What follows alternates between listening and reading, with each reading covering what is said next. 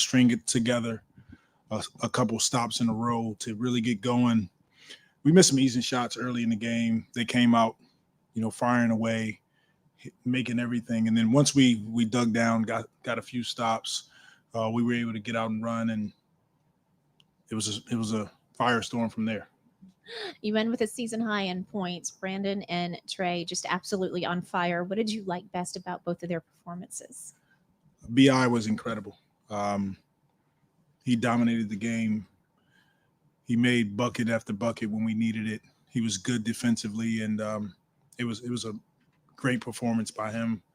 I think CJ's bucket early in the first quarter, it was a three that he hit off of out of bounds play. It kind of got us going, and kind of welcome back for Trey Murphy. This is a big game, kind of breakout game for him this season. Yeah, I was going to say everything for Trey. It seemed like it was 28, 29, 30 feet. I mean, what did you just think about, like, the range from him tonight? Yeah, once he sees one goes in, like, his range is unlimited. And it was on full display tonight. And it was great to see our team and what we're capable of doing when we get all of our guys on the floor and we get healthy. Obviously missing Z tonight, but you got shooting. You got guys that can attack the basket. I thought Najee was huge for us. 6 assists in the first half, rebounding the ball, getting steals, pushing the pace, just making simple play after simple play. I know early in Trey's career, you're always saying, shoot the ball more. Do you have to tell him anymore? No, I don't. I have to tell him to move in just a little bit until he makes one. But then when he makes one, he can shoot it from anywhere. What really stood out to you about the way BI was able to go about getting his 40 tonight? His focus. I think I could see that from the start of the game. Even though we were missing shots, Brandon was focused. We've been talking a lot about how we can continue to put him in different spots on the floor and how he can attack. But everything starts with our ability to play defense. We let off the gas a little bit down the stretch last 3 minutes, but once we locked in defensively, now we're putting the ball in Brandon's hands in different actions, and he had it going tonight. And we talked before about you just leaning into those small ball lineups this year. Even with Z out tonight, you guys played a lot of small ball. Just how much of an adjustment has that been for you as a coach, knowing how much you kind of emphasize defense and protecting the paint, but knowing just how good you guys can be when you are playing small? For sure. I think our small lineup, what it allows us to do is continue to switch a ton of screens on the perimeter. We're blessed and fortunate with great size, with big wings that all are physical, can rebound. And so it can stagnate teams. And when we're doing it well defensively, it allows us to get stops. And now the floor is spread out. So we got guys that can drive and kick. We got shooting, we got spacing. And I think that kind of opened up the floor for Brandon as well. Excuse me. Coach, you have Brandon Ingram, who's a certified bucket getter. You were teammates with Allen Iverson in Philly. No comparison because they play two different positions. But what characteristics do they both share that make them quality scorers? Like, what rhythms do they get into that are similar that you can recount on both sides as a coach and then as a teammate? For sure. There are some similarities there with AI and BI. Number one, they have a knack for scoring in all different kind of ways. They can shoot the ball. They can attack the basket. They can score in the mid-range. They can get to the free throw line. And BI, it's funny you say that. Allen is one of his favorite players growing up. So you can see some similarities there. Obviously, AI is a Hall of Famer, but Brandon he's an incredible scorer. He can give you buckets, like you said, in a ton of different ways. It was really fun to watch tonight. Just beautiful basketball by our team. Do they both perform better angry or quiet? I think they both perform better angry. When you look at some of the struggles that they've had, and this team here has had, how does that impact sort of not only how you grade tonight's performance, but exactly like what are the things that you look at that say this is what we're needing to do? Well, the Wizards, they're a talented team. They have talent across the board. But we also know that they're coming off a very tough loss, similar to the one that we had in LA, and we knew that they were going to come out with a sense of urgency on their home floor, and that probably led to them getting off to a great start. But for us, it's really about, no matter who we play, having an understanding that it is tough to win basketball games in the NBA. And this is a business trip. We wanted to start the game right. We didn't, but we got it going.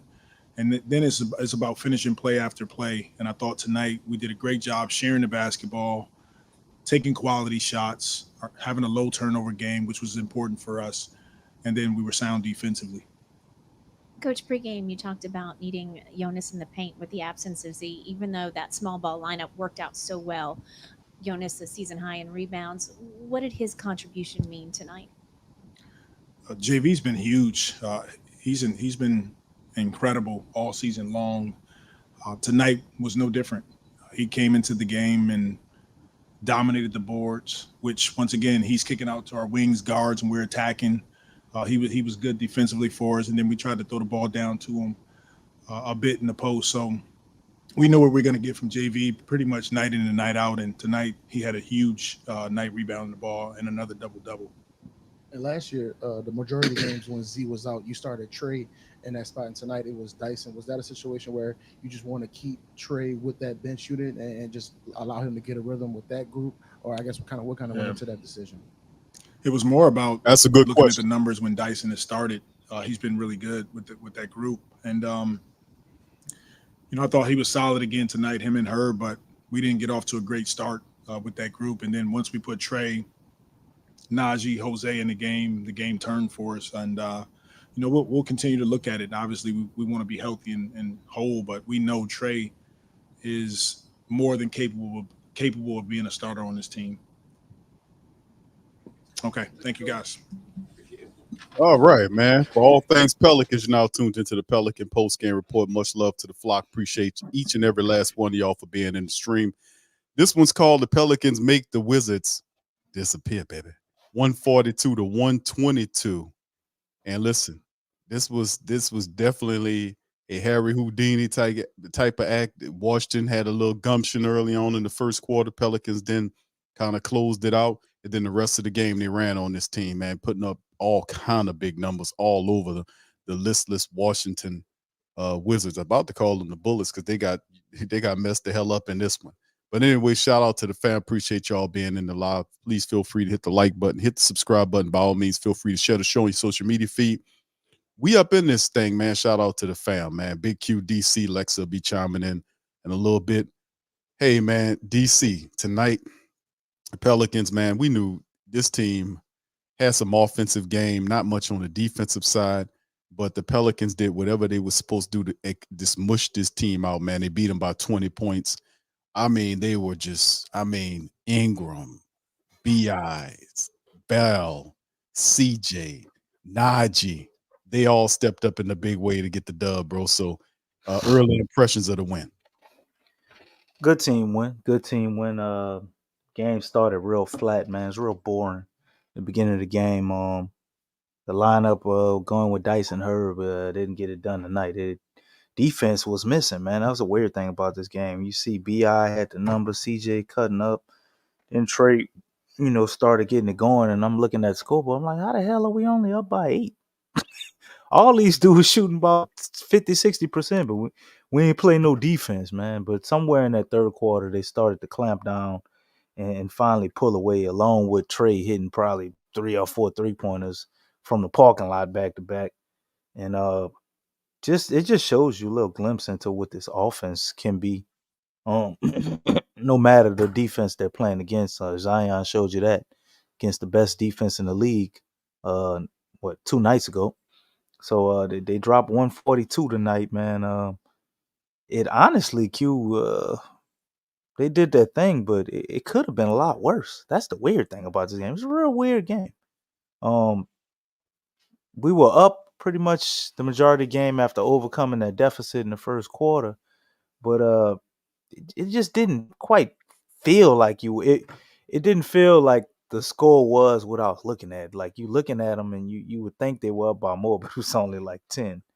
But for the majority of the game. But nonetheless, tomato, just being petty, picking at that. Great team win. They went in, did what they were supposed to do. I think the mentality of taking this team a little easy in the beginning of that first quarter kind of got to them, but they were able to overcome it on some sniper shooting from Trey Murphy, man. Hell of a game from BI, giving him a 40 burger, and CJ stepped in and did his part too. And can't forget JV, man, also had a pretty solid game as well.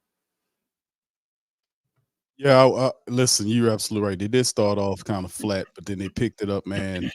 And then they just put the gas on the Washington Wizards. Now, at some point, the Wizards kind of made a little run with it. They had a couple of shots fall, but then the Pelicans just pushed them on out, despite the fact that we know that Zion dealing with that ankle issue he sustained from last game. Willie, of course, said that he's fine, and they'll be dealing with him from day to day. But they damn sure didn't need no Zion Williamson to take care of the lights of the Washington Wizards as we get ready for Friday's matchup. So does day to day mean week to week, or does it really mean day to day? See, this the thing, bro. That's hard. It's hard to break. Everything with Zion is exaggerated. What we say? Zion was questionable. Remember we was talking on the phone. We said Zion is questionable. Any other player on this team, if they're questionable, they play. You say Zion questionable? He out. Right. Sure enough. An overcautious approach by the tentacled one always kind of stepping in and make sure. He'll be back Saturday, man. He's probably not gonna play Friday because we have he'll be back Saturday. You have a back-to-back, I believe, so they probably hold him off Friday and play him Saturday. That's what I think. Well, I don't. Do we have a back-to-back? I thought that game was Sunday, wasn't it? Okay. Isn't it Friday and Saturday? Let's check. Hold on. Give me a second, DC. I'll pull it up here. By the way, Draymond Green was suspended indefinitely. That dude, an idiot. He ain't even been back that long since he messed up last time. He choked somebody and then he just hit somebody in the head. Nurkic popped Nurkic upside his damn head, man, and it was a horrible evaluation, bro. Yeah, it was a horrible acting job. He spun around and just popped the hell out of Nurkic. Nurkic made a joke about it, said he's just glad he didn't choke him. So I mean, oh wow, yes. So anyway, what did he hit him for though? That's the thing. I'm like, okay, he was holding him. Sometimes somebody might need to get popped, but what did he hit him for though? Bro, he was holding him. He had his right arm wrapped around the side of him as he was trying to kind of position him, and then he just kind of spun around and popped the hell out of him, bro. So it's just dumb Draymond. This is what he do. But yeah, this is the next 3 games. We got Charlotte on Friday. Sunday is the San Antonio game at 2:30 p.m. So like I said, we should be on a 4-game winning streak, man. We already got 2 in a row right now. Minnesota, then Washington. Charlotte's on Friday. Sunday is San Antonio. 4-game winning streak before we tackle Memphis on December the 19th, man. But first things first, DC. Tonight, brother. This was a good one, man. Let's bring Lex on in this thing. Tonight was a good one, man. For this one, bro, where could we start? The Pelicans hit 16 3-pointers. They were 16 of 34 for 47% for tonight. Trey Murphy, just my goodness, man. Logo Trey, huh? 50 of 96 from the field for 52.1%. The Wizards shot 42 of 82 for 51.2. They were 19 of 44 from downtown for 43. The Pelicans hit 26 of 30 foul shots for almost 87% tonight. Big ups to the Pels. 19 of 24 by the Wizards for 79.2%. The rebounds were ridiculous. Pelicans had 46 rebounds versus the Wiz 33. 30 assists. Pelicans were circulating the ball. They had 11 steals versus 7. The blocks wasn't the same 6-3 advantage Wizards, but that's pretty much, Wizards, that's the only one of the rare stats they can actually claim successful. Pelicans held the turnovers down in this one, only 10 turnovers versus 15 by the adversaries, 16 to 13 fast break, points in the paint, 54 to 38. The lead was as much as 28 by the Pelicans in this matchup. So, man, listen, man, this was all phenomenal, man. We did a wonderful job. Started a little slow, but pressed on the gas, got a bad team out of the way. Lex, welcome on in, sweetheart. What do you think about the win tonight by the Pelicans with the Wiz? Hi, what's up, DC, Big Q? Everybody in the chat.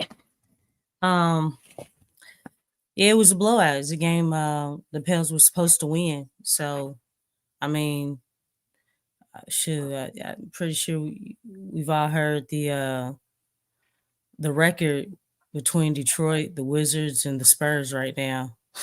You know what I'm saying? At 1-48, of course, it's changed on tonight, but I mean, this is a team that we're supposed to beat. I mean, this team is struggling. You know, there's a lot of things wrong with this team right now. So everybody was able to shine in this game. You know, BI got off. Seemed like he was hitting everything. Trey was doing well. I mean, everybody, JV got another double-double. Bench played well. J-Hop got some minutes, obviously. Just everybody, everybody did well. We showed, that obviously we're a more superior team than this team right here. So it's definitely a win that we were supposed to get. But obviously, we have to go out there and do it. Energy, obviously, they didn't start off the game with that energy, which, we got to change that.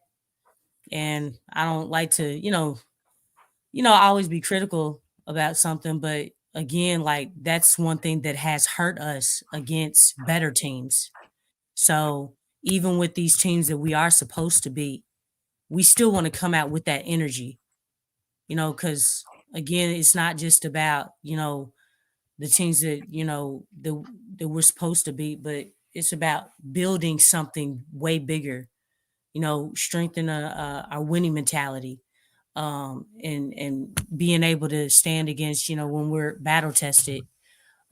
We can't just take teams like this for granted, like Jose was saying. So I think that's the biggest thing, the biggest takeaway. Like, just make sure that we're starting off strong against teams like this. Not just teams like this, but obviously the better teams, but it includes these teams like this as well. We always want to come out with that energy and impose our will. So Yeah, you're right. Like you said, the energy was down, but ultimately they did make the adjustment, and for whatever reason, it was like that. But then next thing you know, you seen guys starting to galvanize. Bi took over, did his thing, and in the matchup tonight, Bi finished with 40 points tonight on 31 minutes of action. He was 14 to 23, was in his bag. Now, he wasn't that terrific from downtown. He was 1 of 4 there, but he hit 11 of 12 from the foul line. He was special. Plus 12 tonight for Brandon Ingram, and he just led the way in this effort. 22 from CJ McCollum in the starting role in 32 minutes of game. CJ had it cooking. He had 4 of 6 from downtown, 8 for 4 from the field, 22.6 assists, 3 rebounds for him, a plus 13 on the plus minus. 16 from Val with 18 rebounds, 3 assists, a block, and a steal for Big V. He finished with plus 13 there. 33 minutes, 6 of 9. He was getting it everything. I wanted to see him try to see if he can get a 20-20 game. It ain't work out, but Big Val did what he was supposed to do today. He was awesome in the matchup. Off the bench, we had guys stepping up, doing their business. Trey Murphy, 33 minutes of action today, tied with Val for the most minutes played tonight by the Pelicans. He finished 7 of 10 from the field. He was 6 of 7 from the 3-point line. He was 7 of 8 from the foul line. He was plus 43 tonight with 27 points, 6 rebounds, 4 assists, and 2 steals for Trigger Trey Murphy. Najee Marshall in 28 minutes finished with 16.7 assists, 4 boards, and 2 steals, plus 37 for them guys, plus 15 from Jose in 18 minutes. He finished with 7 points, 2 steals, a couple of rebounds. He was doing his thing out there as well. We did see Jayhawk get out there for 19 minutes of action, only 2 points, but he was plus 15 with a couple of rebounds as well. So outside of that, DC, talk to me, bro, about overall what you've seen from him in terms of the individuals. First off, man, I shout out to Trey Murphy and Bi. Definitely can't leave him out. I gotta talk about him, but that's a known. But Trey Murphy, man, he just put an anvil on a sinking ship, man. Put the anchor on a sinking ship, and just brought it all the way down, man. Andrew Lopez just tweeted a little while ago that He was 6 for 7 on the night, man. Trey hit 6 3-pointers from damn near all of them from 30 feet, man. There's only been 5 other players to do that since 1996. Steph Curry, James Harden, Dame Lillard, and D'Angelo Russell. I wasn't expecting that one. But D'Angelo Russell and now Trey Murphy, man. Historic night for him, bro. He went out, handled business, showed why people are constantly always talking about Trey should start over Herb Jones. You know, we always hear that talk. And this is one of those performances that is like, man, we gotta pay this dude. And it ain't gonna be cheap. You know, Trey, I think, is that guy, man. If he can give us just half of this consistently, this is what you're looking for in that other scorer, shooter off the bench. And it'd be really hard to beat, especially if he's playing like this, man. You had the combination of BI, Zion, CJ, and Big V with that, you know, because he's probably going to more than likely be in that closing lineup some type of way. And just huge game, man. You look at the plus or minus from Trey, plus 43. That's crazy. 7 for 10 on the night. 6 rebounds. Gave you 4 assists, too, because you know they was trying to D him up. He ain't stopped there. Gave you 2 steals and a block. Awesome player, Trey Murphy, man. Excited about his future and to continue to see him grow and blossom into an even better player that we know will be. You know, we keep Trey and with our core, man. This is what makes us championship contender. This guy, along with, you know, a lot of our other role players. But is there any other NBA team who has a Trey Murphy coming off the bench? Nothing close to him. But moving on. Other than him, I talk about BI, man. Shout outs to everybody else, though. Shout out to CJ, JV, Najee playing in his hometown, man. He did really well. Plus 37 for him, you know, second highest plus or minus on the team. Definitely helped us turn around at 18-4. Bringing the energy, man, as well as dropping some dimes, 7 assists. So the damn sure got to give shout out to Najee, too. But BI, man, BI was just outstanding, dude. And I saw it last game with Zion. I think he only had like 20 points, 21 points. But what stuck out to me was him getting to the free throw line 9 times. It ain't that he ain't get there before. It's just a different level of aggression with him. Attacking the paint, man, and it's a beautiful thing to see. It's like he's starting to get more comfortable there. You see him kind of silky smooth, slithering his way through there. You like how I put your word in that, slither? And getting a couple of them reverse layups, man. Oh my God. Used it correctly. Yeah. I know you like that. But BI attacking the paint at will, man. And then on top of that, getting to his spots. And that gives you 40. And all this without the 3-point shot dropping. Man. This is he's probably he's definitely one of the best scorers in the league, man. There ain't a lot of guys that can get you 40 with just twos and make it look easy and effortless as he did tonight, man.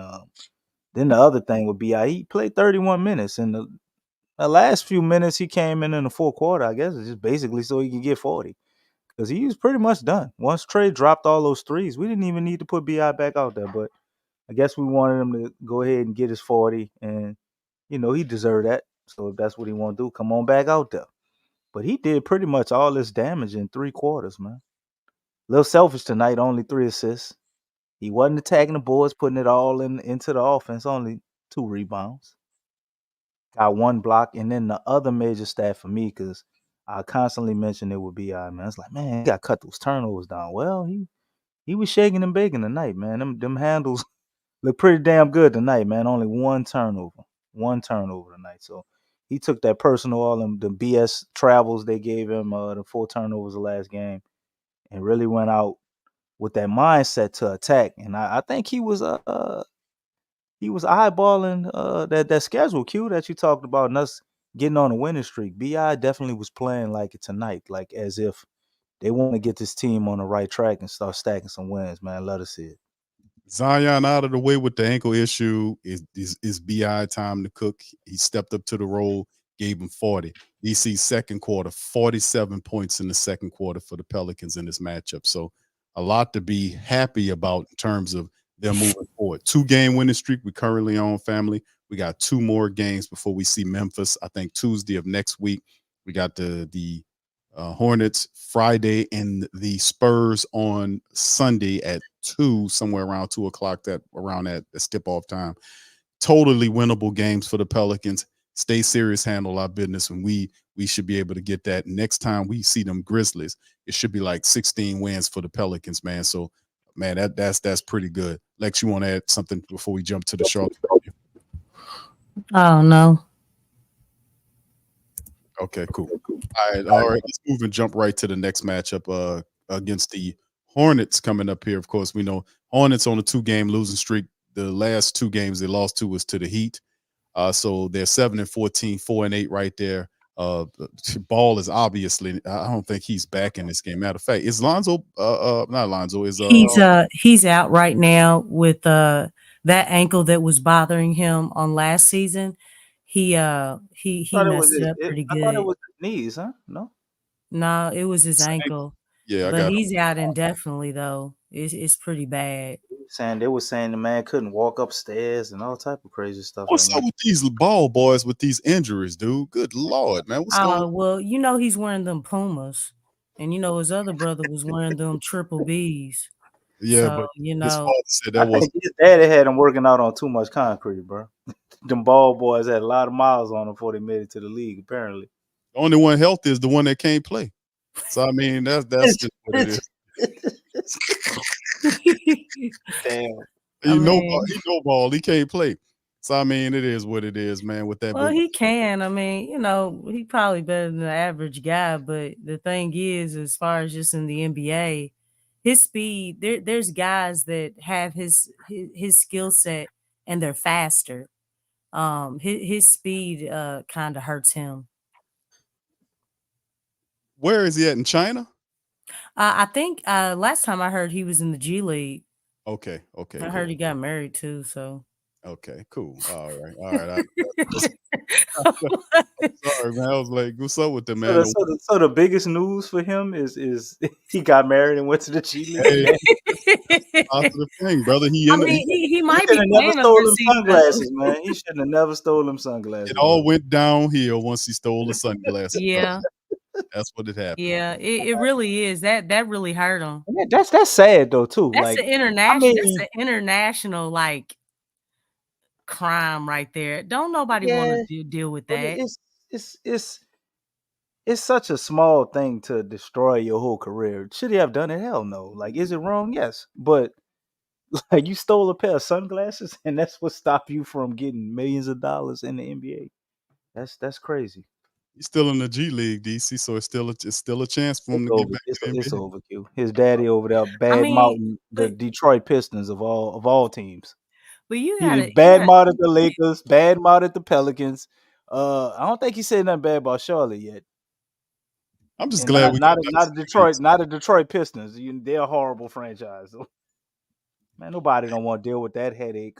On top of him not being his brothers, he's obviously not that level, but he does seem to have a pretty solid jumper, and I guess maybe he could play D. I don't know. Yeah, this is the thing, man.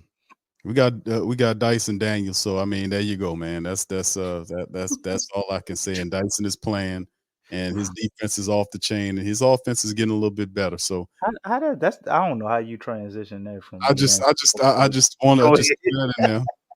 I'm just saying, bro. I just threw that in there because you played bad tonight, and I'm a Dice guy. Hey, I'm just like I just said. I'm glad that we got Dyson Daniels. That's all I got to say about it, man.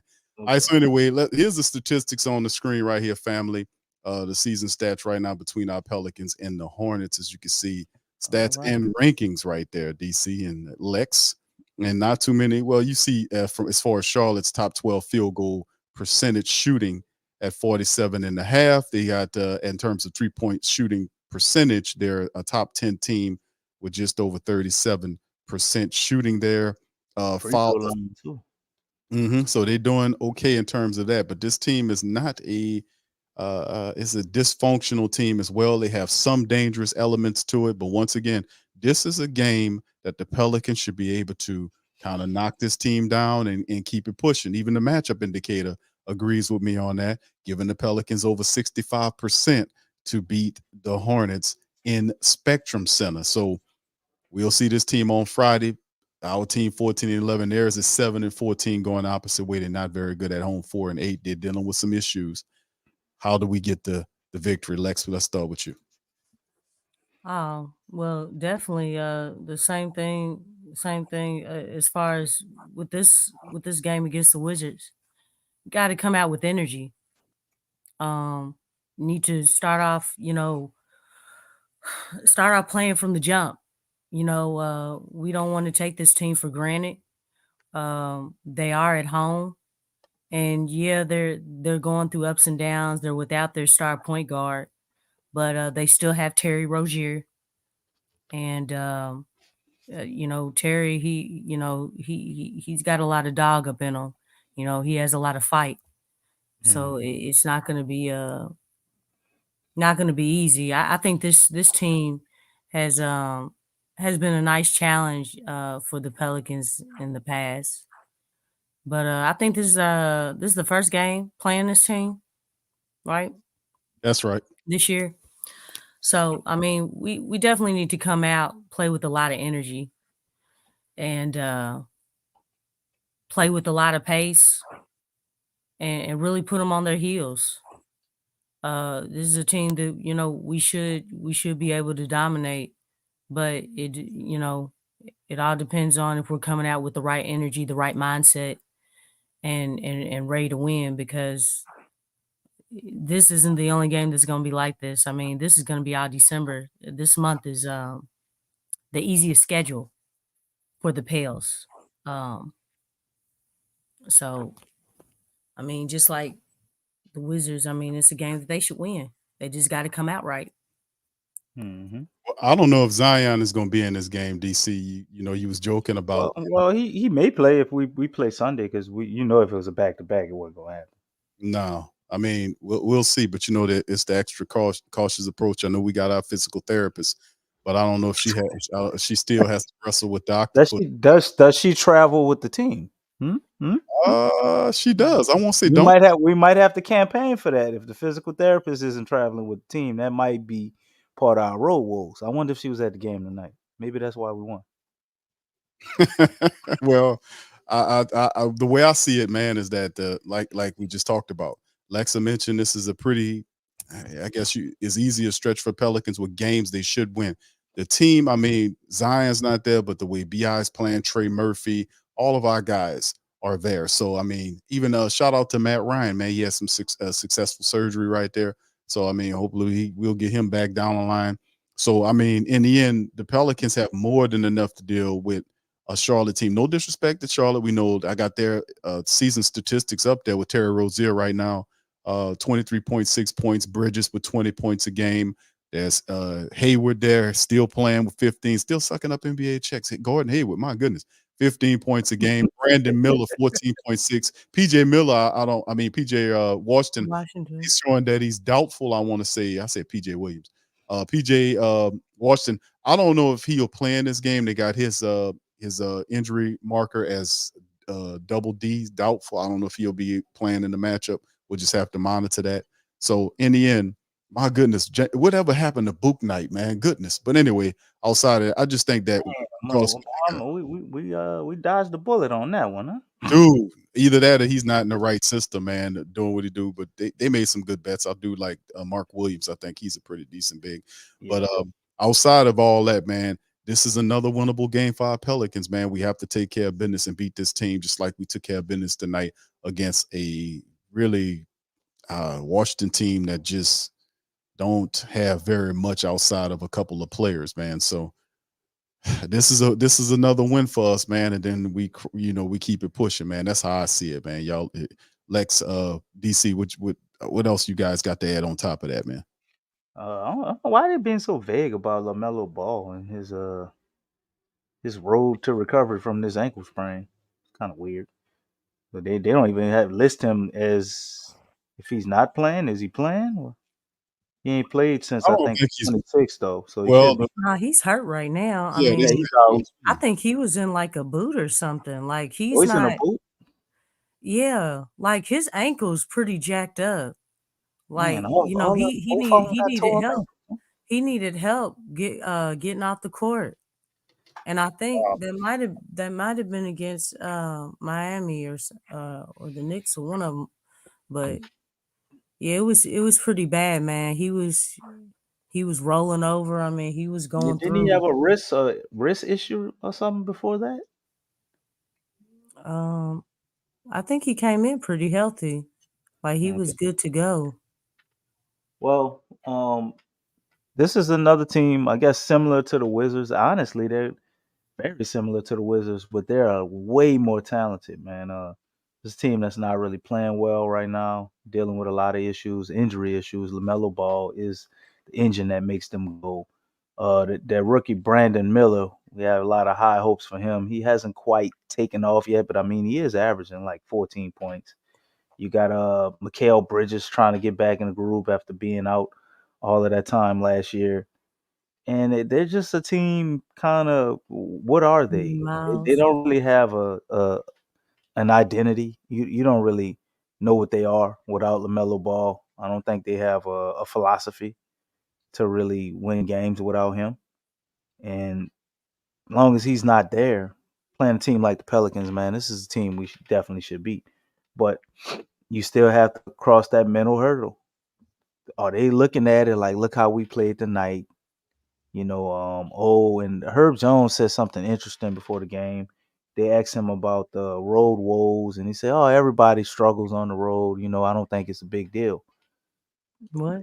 Technically, he's right, but I don't want to hear no player say that. You Mm, should think it's a big deal, and you should always be striving for perfection. Will you reach it? No, but maybe you can have a perfect night here or there by striving for perfection. So is this one of those things where I think that type of mentality gives us those games where the Pels maybe feel like they're better than what they actually are because they can be a great team, but we're not a great team yet. We're a good team. But to be a great team, we have to constantly treat every night the same and have a same level of consistency. So they should definitely go in and take this game, but we cannot do what we did against the Washington Wizards and think we can get down 18-4 on the Hornets, man. They have enough talent to be able to get hot. As you guys pointed out with Scary Terry, we all know he can heat up, and when he gets it going, that's a guy who can get you 35, 40. No, he don't do that every night. They don't really ask him to do that as much now as in the past, but with LaMelo Ball going down, they might need one of those type of performances out of him. He's very capable. So I think we definitely win this game, man. I don't know if we win it in the fashion we do tonight, but somehow, some way, I think the Pels find a way to win this game against Charlotte. And basically, all they need to do is continue to play their brand of basketball. There's nothing in Charlotte that will impede what we do. Get out and run, turn defense to offense. We got lucky tonight, had some shots dropping from 3-point line. Didn't like what I saw defensively for a lot of this game. So we need to get back on that. Keep the ball moving, find the hot hand as we've been doing, and it'll turn into a win. It's very simple. But they have to have that mentality as this team can be just as good as any other team you will want to show up for and not show up in the arena and think they automatically have a victory. All right, fam. Hold on. Let's move. Trey Murphy. Let's hear what Trey Murphy had to say tonight, fam. Let's jump to him and hear his thoughts right. It's Trey Murphy. A bucket out in front of his family. Bi played great, was very aggressive, and it was great to finally get back in rhythm and hit a few threes. What is it about hitting 1-3 that gets you into rhythm? Coach said he wants you to get a little closer until you hit that first one, and once the first one goes in, you can shoot from anywhere. I mean, that's where I practice from. So, yeah, this practice makes perfect. That's all. there anything in you that changes? You exhale, you relax when you see that first one go through the net? Nah, no, not really. No. Does Willie have to like tell you to shoot more anymore? Are those days over?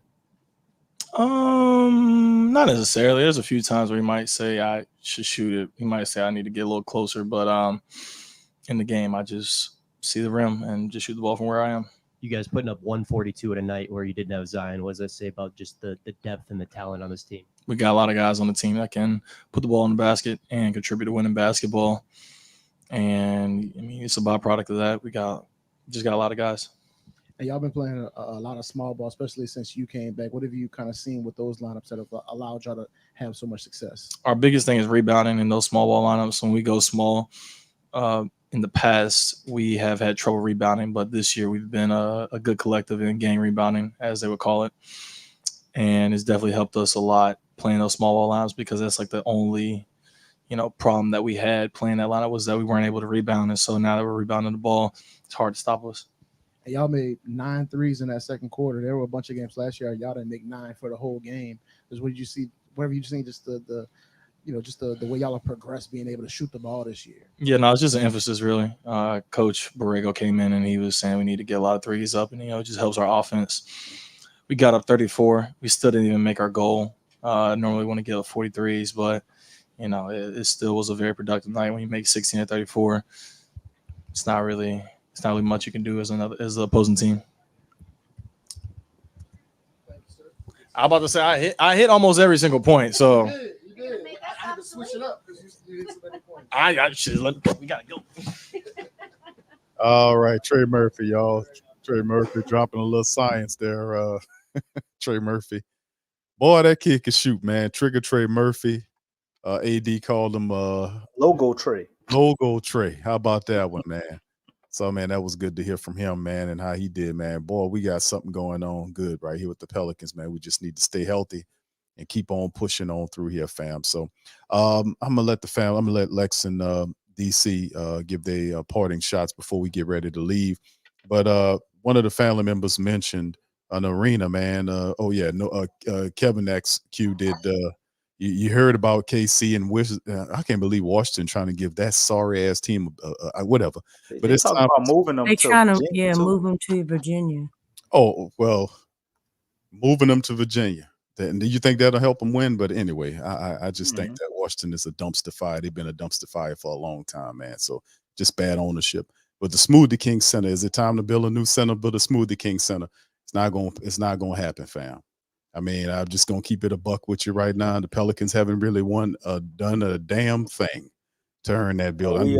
We are below the NBA's guidelines of what they recommend. NBA better come and build that arena by their damn self. I'm telling you how it is down here. They're not going to build. So, well, the question would be, if you're saying that, what would be the discipline or the ramifications for not fulfilling those guidelines of an arena? Will the NBA step in and enforce something upon the Pels? No, what I think would happen is if the NBA does have an ability to be able to help finance or get something going to help file. But in terms of what the city and the finances of the city right now, we just dumped $300-400 million in the Superdome right next door to build up that. And then if a lot of that money that they was using on the dome, they used some of it to build and help put together the Smoothie King Center. The Smoothie King Center got a lot of money dumped into it after Katrina too. Both those buildings did. But for them to say we want a brand new building, man, that's not going to happen unless the team is doing something very spectacular to get that through. I'm just keeping it a buck with you. Look at it like this. Remember, each one of these arena situations differ. Golden State got that arena in San Francisco, right? They were playing out of Oakland in the college. What was it? I forgot the name of the building, but they were playing out of Oakland. They got a brand new, $1 billion arena that they put in San Francisco, right? Yeah. What did they do to get that building put over there? Got chips. They got how many chips, Lex? Before they upped that building. Nimi Hakat. Okay, come on with it. So that's what I'm saying. Look, I'm just keeping it real. They got it in every language but 4. Right. So that's what I'm saying. When it comes down to it, that's what's got to happen. We're not going to build and listen, we're not talking about a $500 million building. These arenas now are averaging 800 million plus. Some of them estimated in the billions, in a billion dollar arenas, NBA arenas. So for them to want to compete at that level, remember they got contracts tied to the city too, so they can't just break off and run whatever they're doing. They got all these fantastic lease agreements where the Pelicans don't even pay rent on the arena or on the Superdome. Gail Benson them, they don't pay no rent on that, and then the utilities is covered by the people. So they got a sweetheart of a deal. So if they want to bring, if they got a brand new arena that they want, man, they got to do a lot more than what they're doing right now to get it done. I'm just keeping it a buck. But go ahead, I'm gonna let Lex, you want to chime in on Trey and the arena talk, and then DC, and then we'll kind of cut and run. Yeah, well, I just want to say, and then you got the Clippers owner, making a new arena for them. Yes, but what right. did they accomplish? I Hey, mean, you read my mind, Lex. I think it depends on that guy, the Lex. That guy is a super billionaire. That's a Yeah, whole I nother. know. That's a whole nother. I'm just saying, but they haven't earned any chips or anything. But obviously he's got the bread, so the situation is He's different. buying the arena though. He bought the land for the arena, and he's funding that project. The majority of the money for that particular arena is coming out of Bauer's pocket. That's coming from him. He bought the land, so a lot. That's like on the Jerry Jones model. Like a lot, that arena is something that he will bank out on, like Jerry does down there in Arlington with that arena. Mhm. So I mean, this is something that they want the taxpayers to fund the majority of. If Yeah. Gail wants to take that money and build that arena and put $1 billion arena somewhere down there, hey, go for what you know, sweetheart. But at the end of the day, when you come calling for the taxpayers, they're gonna want a bigger reason than what they currently give us. But I'm sorry I cut you off. Go ahead. Oh no, I was just saying like just the situation is totally different. Obviously, the people usually pay for the arena, and that's in most cases. Even if I think I don't necessarily know the Warrior situation, but he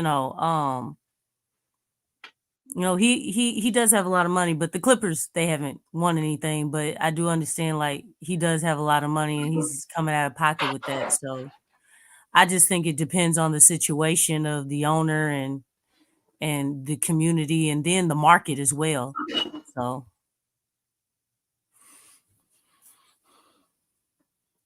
All right, DC, you want to chime in on that, bro? Because that we start talking that arena talk and that economics behind sports, man. When they come, and you're right, Lex, when they come knocking and talking that arena talk, they start having their little shields in the press start leaking out. Oh, the Smoothie King Center had a hole in the roof. We might have to consider building a whole new building. Parking lot small. We might have to consider. Who put the hole in the roof, Hugh? I'm just saying, bro. They come out with these little I leaky mean, stories, man. You know how they these do. buildings Right, don't right. And the hole magically got in the roof. Sometimes it was intentionally. You need a new arena. you gotta think when you own a house, you gotta, continue to work on it. You know what I'm saying? I mean, none of this stuff lasts forever if you don't put, some type of investment in it and upkeep it. So That is definitely yeah. true. But I think it's just a matter of time. We see the writing on the wall, whether we want it or not, whether we want it to be done with our tax dollars or not. Did we have any say over what they did with the Superdome? Nope. And for the price of the Superdome, the money that come out of our pockets, how much of that are we paying versus what Gail's paying? Is it 50-50? Is it 80-20? Would they do the same thing with the arena? They're definitely going to want to switch the location. There's a lot of talk of them looking at the over there by the Riverwalk. You got that big old empty space that they believe is perfect for the arena. Plenty of articles was wrote on that years ago. And at some point, man, whether it's the end of this year or whatever, maybe they're trying to wait, hopefully, for the Pels to win a championship so it'll smooth over easier with the people, because nobody wants to take a bunch of money that we need to put on other things such as the roads and the schools and our education system, because both of those things suck here. And dump it into an arena. But we know the nature of things, and it's just a matter of time before it happens.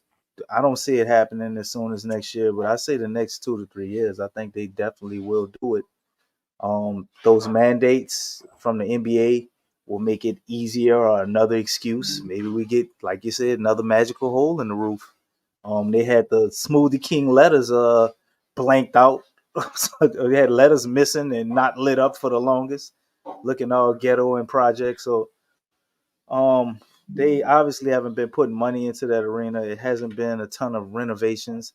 I don't think they have a desire to renovate it. That's why they're not putting any money into it. They want to clear that out and make it something else. I don't know what, but maybe it just be more parking for the Superdome. But they definitely want to try and distance the Pelicans away from the Saints, and both of them have their own identity. And I think the final step, or the last infinity stone to put in the what do you call the thing he has on his hands? The gauntlet? I don't know. There you Well, go. gauntlet. Yeah, to put in the gauntlet is to have the Pels have their own arena, come from up under their big brothers, the Saints, and have their own space.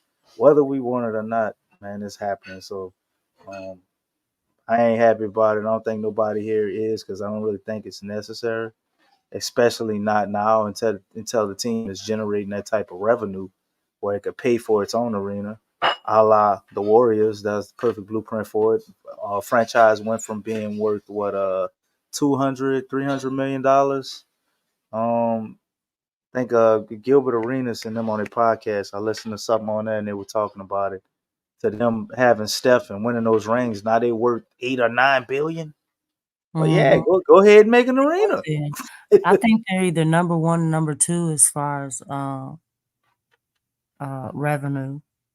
They're definitely probably number one right now. The Lakers or the Celtics, one of them can't be too far. And the Knicks are above them. Knicks too.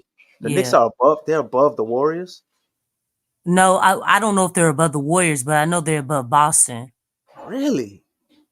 Yeah, you know, Knicks. I mean, the Knicks is Madison Square Garden ain't nothing to sleep on. They ain't won nothing, no Lex. I mean, but it's again the market. It's the That's market. what I was saying. Like, yeah, it's the market. The market is strong. The history of Madison Square Garden that goes beyond just basketball. I mean, you're talking about, you know, Mecca. Yeah, I mean, it's like a monument. You know what I'm saying? That's like the Eiffel Tower or something. You know, that's big time. You know, and then the Celtics and Lakers are going to be up there. There's so much history. I mean, they got a lot of championships. Right. They got a lot of, you know, legends, you know, Hall of Famers that came from those organizations. The battles that they had against each other, you know, that's something that's contributed to them. And then Boston and LA, they just huge markets, man. Yeah, it's going to be interesting to see how they deal with it, man, because DC, you're absolutely right. The War Lumber site is something that Tom Benson wanted to build, an open air stadium. But see, this is the weird thing about the whole Superdome renovation thing. The Saints were on their way out of town. Everybody was fed up with them. They were stinking up the joint. Tom Benson was in conflict with the city and the family members that were supporting the team. What saved the Saints in the Superdome was Katrina. Nature stepped in and destroyed that building, pulled the roof off it, and destroyed the arena too. So what they did was that gave them the perfect opportunity to strip it down and build it the way they want to. And now currently they just finished another leg. I think this is the final leg. They might have one more left of renovations to the dome. They got one more, brother. It ain't totally done. So they got one more left, and then of course there is and then the arena got its renovations too. They put a whole new whole little design outside the arena. They put that big big lit sign, a big light sign up on there. They did all this other stuff too. So they did some renovations to it, but they can't, from what I understand how the building was designed, it was just simply a arena at the time that was built to lure an NBA team in. We tried to steal the Timberwolves way back in the day. That was the first move that the city tried to do, and then they were going to make them play, and I forgot where they was going to have them play, and Stern says no. So later on, Edwin Edwards came up with the idea. He had two big plans he wanted to do. The former governor, he wanted to put a casino at the foot of Canal Street, and he wanted to put an arena there, in which he said he was going to use that to attract a basketball team. Well, he was absolutely right. They It was got their casino. he got the casino, and he also got the basketball team. And the arena was nothing special. It was just something that they built to lure the team, and it was as regular as any regular professional basketball building. But now they want something else because everybody else is moving to $1 billion stadiums. My thing is this, like you astutely mentioned, I don't know how they're going to pull that off if they're not winning. And if the team is failing, people are not going to then donate revenue to a brand new damn building when you got streets that's driving around the Superdome that's tore up and all of the other stuff. But then again, like you said, depends on where people priorities are too. But where's the city Well, putting that money then? it's not That's the a whole I mean, nother people's that's the decision, Big of the Q. city. They should always keep Yes. them roads right. Yes, but that's what I'm We saying. don't get the vote. We don't get the vote on. We didn't vote on the Superdome. We don't. It's the No. people we put in So place. they That alienate the was community. emergency. That was an emergency situation that helping with those buildings. That was No. With the new renovations with the Saints was not an emergency. no. That's part of the Katrina revenue. DC, all So that. you saying that money is That old came- money? That's old money that happened because the building was destroyed. They couldn't do the renovations at the same time. They had to cut them up in legs, in phases. I got So you. that's what I'm saying. This is how that's how you got the renovated arena in the Superdome because of Katrina. Now that's a once in a lifetime type of storm. Now, unless there is another Katrina that magically pops up out of nowhere, I don't see how they're going to be able to pull off $1 billion arena down there near the convention center because they got the land sitting there freshly waiting for them. I just don't see how you're going to do that with the team not even making the playoffs or not even a contender nowhere in the NBA So currently. what would the team need to do for them to realistically be able to do that? They would Just have they have to win a championship, or do they just need to have a couple of deep playoff runs? they got to and then it's acceptable. they got to establish themselves as a dominant NBA team. That's what has to happen. They Yeah. have to be a team that's a dominant team that's in the mix to win. Even if they don't win, they're in So the become mix. the Milwaukee Bucks before they won their ring, basically. Yes, they got to be they got to be in the discussion, DC. They got to be in the discussion. There's the Pelicans up there with the top 2, 3, and they have to be a dominant team to get that. Who The gonna Pels follow right up now are right like a borderline playing team. I mean, Right. they really have to establish themselves as a winning organization because this is a small market team. They have to do that. I mean, in the way, and I don't know how everything works in New Orleans, but I mean, the thing is that that's one thing for a small market team that really does help you out.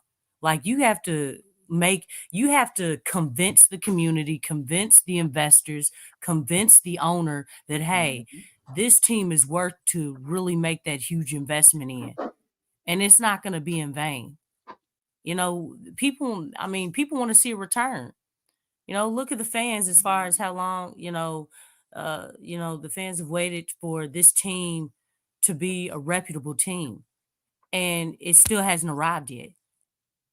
You can't be a borderline playing team and think you're going to get a new arena. You can't have Exactly. losing seasons. I mean, the first winning season, like in the last 4 years or 5 years, it was last season. You know, the rest of them have been losing seasons. Even the season where the team went into the playoffs, they still had a losing record. Mm-hmm. You know what Right. I'm saying? So it's like you have to change that narrative in order to really convince the community, convince the investors and the owner that, hey, we need some new stuff. We need upgrades. We need to really step it up. Because the thing is, it's like, just like with the luxury tax. It's like right now, like Gail's paying over the luxury tax, but is it really worth it? I mean, look where the team is right now. The team's record should be way better than what it Well, is. actually, she's not on the hook for the luxury tax until like after the season. So as long as they get under the cap before Okay. the official league year of I think next season starts, she won't have to pay Okay. any luxury taxes. Okay. But you know what I'm saying. I mean, the thing is that Point that taken. Point investment, taken. yeah, the investment is not, worth it if there's no return. And that's just business, because that's what they thinking. A lot of times, a lot of owners are like, look, I'm just more concerned about butts being in the seats. That's their thought process because they're thinking about just the money. They're not really thinking about winning. Now, if the winning is equating to the money coming in, well, it works out for everybody.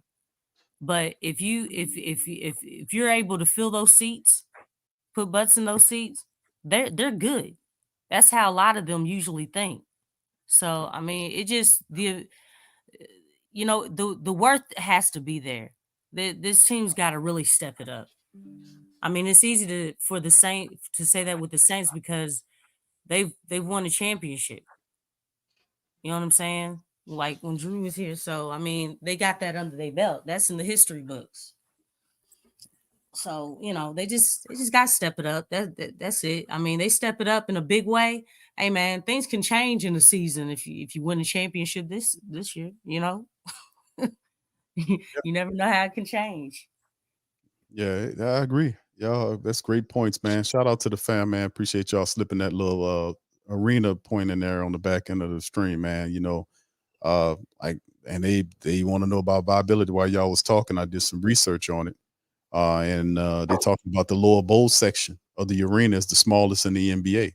Well, I mean, you better be lucky you got the goddamn building. You got what we got. You need to fill it up. Be happy we got a lower bowl. Huh? Yeah, I mean, you just fill the damn thing up. That's what you do. And they got a lot of seats. How many? What's the capacity? Because isn't it the lowest capacity in the league compared to all arenas? I believe so. I think she's so. Right. I mean, if you start lining up the teams and especially like with OKC and Washington about to get new arenas, if we weren't the least, we definitely will be. I mean, the NBA could now listen. The NBA could step in here too. They got money. They can do. The NFL did that with Green Bay. They did that with several other teams. Helped them, with arena costs or did whatever they need to do to help them. And of course, like even with the NBA, once they get this contract, this revenue agreement done, this agreement, this television deal or whatever they got coming up soon. After they get that solved, they're looking at a huge leap in revenue. And then on top of that, on the back end of that, they talking expansion. So behind that, the two expansion markets obviously are already set with Las Vegas and Seattle. So ultimately, if you span into the future, you could very well be a East Conference team in the end. So I mean, there's a lot of stuff on the horizon in terms of what's going on with the NBA. That big deal we just talked about, and then they're going to definitely expand by two more teams.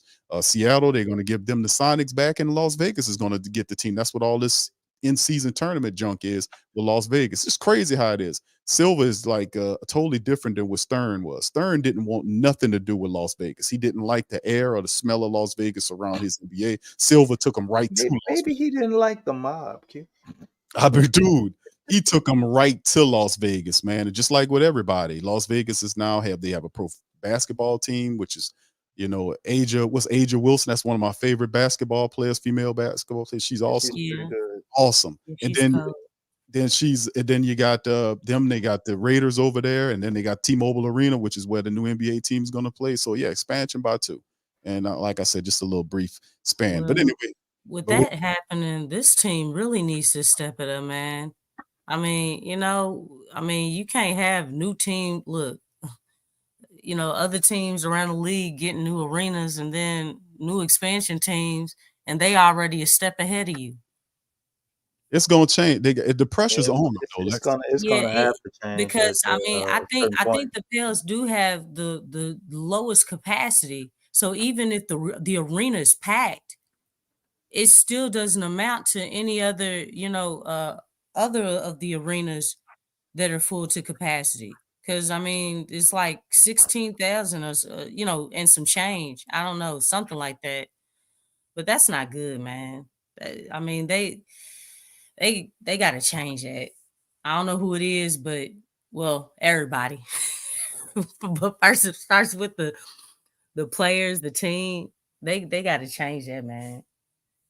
Man, like I said, the economics behind it, that's what I do when I look at these teams with Gail. When you talk about the Pelicans and then what they got, the ownership over the Saints, over the Pelicans, the G League squad that they got operating right there, the land that they own where they had the Baby Cake semi-pro team operating, they owned all that, so they were generating revenue there. And I'm just talking sports. I'm not even talking about the rest of the money they're getting in terms of all of the signage on the side of the practice facilities, the signage on the naming rights on top of the dome in the arena. Each one of those buildings they don't own. Plus, on top of that, you got all the other stuff that's coming that I can't even talk about. There's so much other stuff that talk about that, how the Saints are getting bread right now in terms of talking about getting more and more revenue.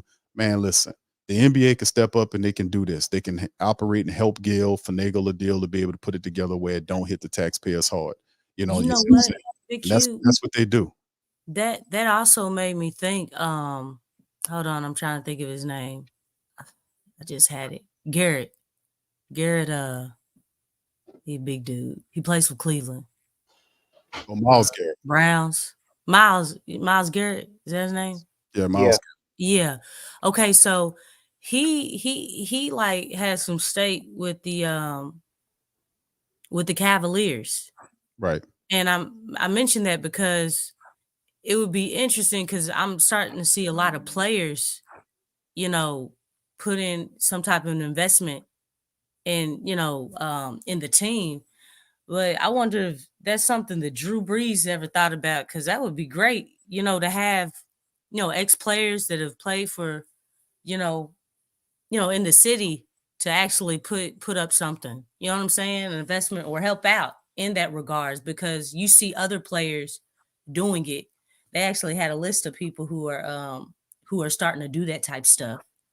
But well, would Gail be open to selling a percentage of the team for a player to be able to do that? Because I don't think they would just do it without being able to benefit. I mean, I don't know how it all works. I mean, I think there's different ways. I mean, especially if it's an arena, but I don't know. I just know it's something that other, players, they're actually like doing stuff like that. So, I mean, it's something to help. If she's not willing to do it, obviously, the team needs help, man. I mean, it's the lowest in the whole league right now, If she opened her purse for Dennis Allen, then maybe she would do it. I'm just, just putting out, different ideas, because there are ways to do it, but it's got to be a willing effort, and everybody like, man, we need, like, the city needs this and the team needs this, man. I mean, you can't let the other teams like just catapult and then add expansion teams, and they already have a step ahead of you, and you're still at the bottom in that department. That just don't make no sense. Yeah, they got, winning cures everything in the sports world. That's what you got to do. You got to win. You win, it'll take care of that small ass building. You win, and there's a lot of stuff they also can do too to clean up, like fix these damn leaky, sneaky ass contracts you got with ineffective companies like Bally Sports. Find a better. Oh my God! Yeah. That's where they're losing out on money too. They're supposed to be reworking. They got a lot of work to do, man. Yeah, that's what I'm saying. We got to fight to watch your team. That's what I'm saying. You know how much money you missing out on by how that works. They missing out on a lot of money. And that's crazy. It's like, what are y'all doing? They got to get that together, Lex. That's what I'm saying. That's a whole new. We talking about a finite amount of people in the building. But if you can make tens of millions of dollars with your viewing public if you have everything set up in your region, right, where they can be able to actually watch the games. So I mean, in the end, they got a lot of stuff that they got to clean up, man, as opposed to dealing with this ridiculous garbage time, terrible Bally situation that's happening. That's horrible, man. They don't even have the correct technology where you can even watch the games without the damn thing going in and out. I have to reset the thing 5 times. That's ridiculous, man. So I mean, really, it sounds like people are stealing money, man. Because a lot of times when stuff like this is happening, somebody's behind the scenes just raking the money and taking from taken from the whole community. I mean, it's really sad. Well, we That's know like, that's the It's case. But happening. DC, that's like them goddamn McDonald's ice cream machines, bro. They stay damn ice cream machines. Stay folk, bro. And then they got the Oh goodness hey, gracious! I'm telling you, brother, they got this dude online. Somebody sent me a link for this Say dude. it in your gentry voice. And DC, you it's a say it in your goddamn dumpster fire. You already knew. Bruh. If Q, you know it's bad when I bad. could go pay the illegal cable man and get better reception of the game than the actual damn app For real, dude. for the game. So basically what we got a company that is moonlighting as a real company to cover the game, and they basically ain't nothing but illegal cable people with a certificate. And they Dude. stealing money. Right. How I think they y'all on the same feed as the people who bootlegging the games. They're terrible? running off the same feed. But you know, that has to be, and that's what I'm saying. That right there, that has to be fixed. They want to fix that before you come to us and ask us for a new arena, because you're missing out on a lot of money just in that market. Like, a lot of emphasis is put on the building. That's a finite bill. It's a certain amount of people that you're gonna be able to get down there to eat the buy you $20 nachos or spend on the high ass merchandise that you got down there.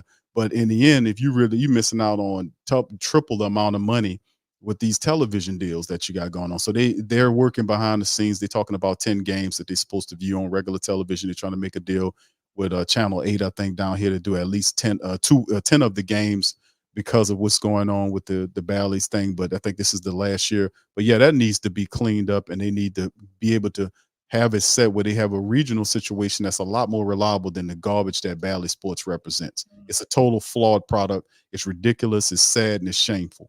So anyway, I'm gonna leave it at that, man. I'm about to go jump on the coma. Listen, I appreciate everybody for joining us for this episode of the Pelican Post Game Report, despite the fact that we got economical toward the back end of the broadcast. I got one question, Q. It's actually a sports coma question, though. All right, DC, you want accent on the sports coma? I mean, I gotta get up out of here. Just okay, like you. go ahead, DC. Go ahead. You got it, fella. You got it.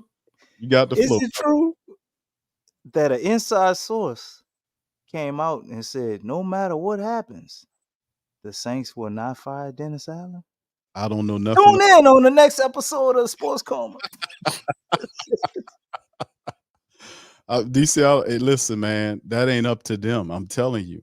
Yes, you got to listen to the people, man. This is all driven by the supporters. It is a totally 100% supporter driven thing. If you don't have, Luma said a lot of those people who said that they don't really watch the game correctly, or they don't know what they're watching. Mickey Loomis That's what Mickey told us. is at the first stage of dementia. He don't know what's going on. So anyway, like I said, man, we quite frankly, they don't know what they're looking at. Why I don't tell you. know why I would try to do it. I know you. I don't understand what the hell they talking about over there. I mean, Dennis is my guy. I stand with Dennis. So, I mean, it's just sad. But if that is indeed the case, I don't believe that for a second, because we understand and know they got 4 games to win. If that guy don't get this team it's as simple as this. If he don't get him to the playoffs in 4 games, he's gone. Bottom line, if he gets him there, he saves his job for another year. If they don't get there, he's gone. There's nothing Mickey Loomis could do to save him from that. Nothing. He knows it too. So I mean, and that's word on what's going on. But anyway, I'm gonna get out of here, man. Listen, I appreciate all y'all for chiming in on this thing. Much love to all of y'all, man. We got a fantastic win tonight. 20-point win over the Washington Wizards. I love the title. The Pelicans made the Washington Wizards disappear, baby. Disappear in the win as we move on. We got to bring our bug spray to Charlotte, because we got some insects to spray down. And there you go. So anyway, with that, get some triazicide. you go. So I'm sorry. get rid of the moles and the voles as well. Yes, indeed. All right, y'all. So we're gonna holler at y'all on the next episode, Pelican Post Game Report. We'll be back to recap the Pelicans win over the Hornets.